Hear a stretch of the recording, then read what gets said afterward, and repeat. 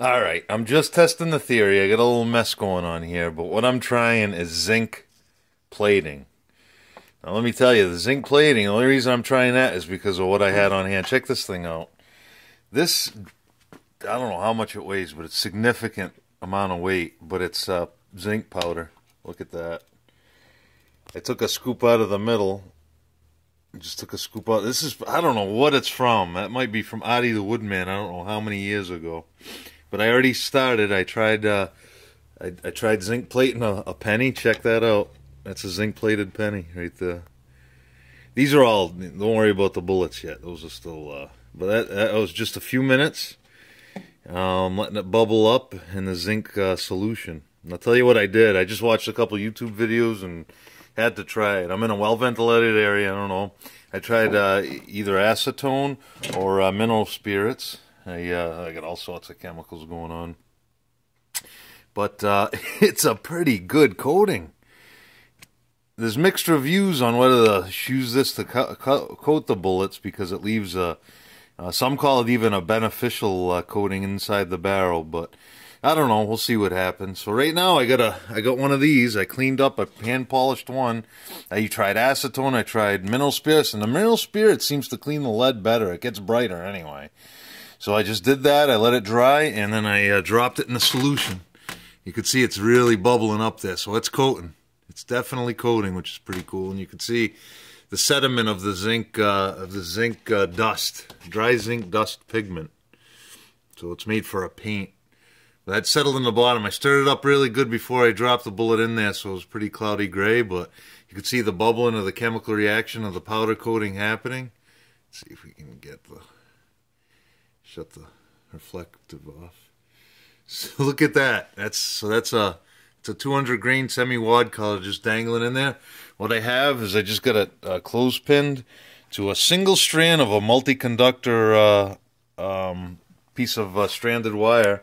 And I just got it hanging off, and the power supply is actually an old Sears battery charger that goes to 6 volts. You know, I put it up to 12 because I don't care. And there's no current draw at all.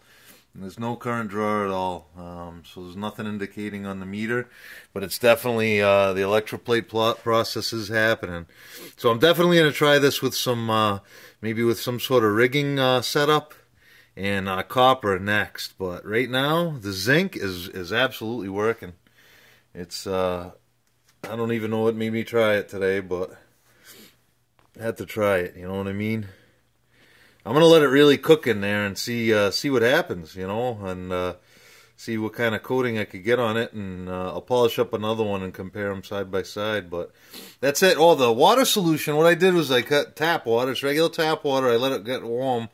So it's out of the hot warm water thing.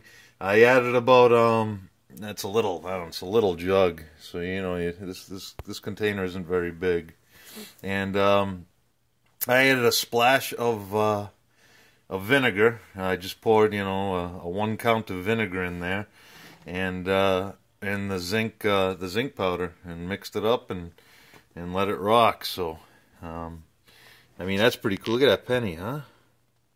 That's pretty cool. I tried scratching. It doesn't scratch anything. Look at that. That's pretty wild.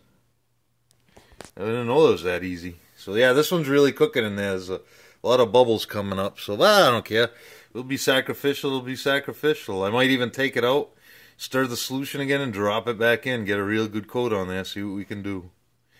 But that's it. Just a glass jar and some very clean metals. You could see the little rig I had set up here for the penny. It's like a little basket that I dropped it in, and you can't even tell there's like marks on it where that was, and it's got a pretty uniform coating. And I didn't time it or anything. I just dropped it. Even with this bullet, I didn't time it or anything. I just dropped it in there. So I think what I'm gonna do is I'm gonna pull it out and stir it up again, drop that same round back in, and one more time, and I'll let it go for a good 10 minutes and see what it looks like.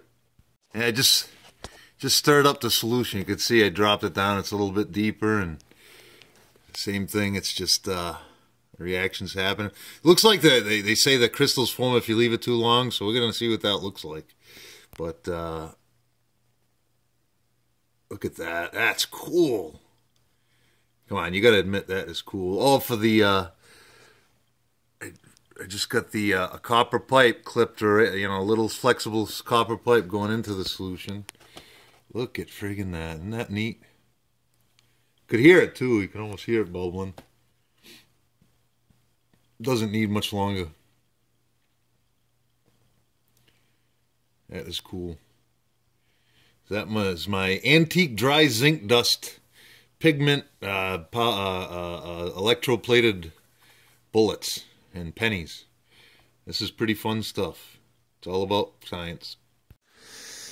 Alright, here's the results of the tests. This was the very first thing that I did, was this penny. You could see it's not a very consistent. With that little setup, just to test. Alright, this is a little bit better coverage on a penny. I got a big light to see if the copper... The real way to tell is you put them side by side. So you can see the coverage of these things. This is just a raw penny. This one I had in the tub for a while, good 10-15 minutes. You can see the coverage is pretty good. Actually, it almost looks hard to tell on the...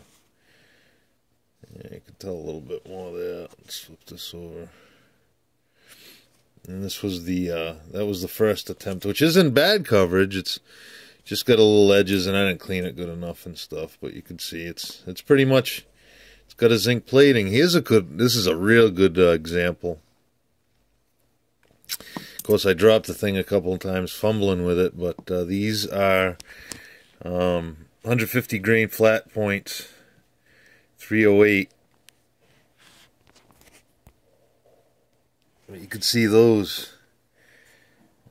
It's copper plated, and now it's got a double shot of zinc now.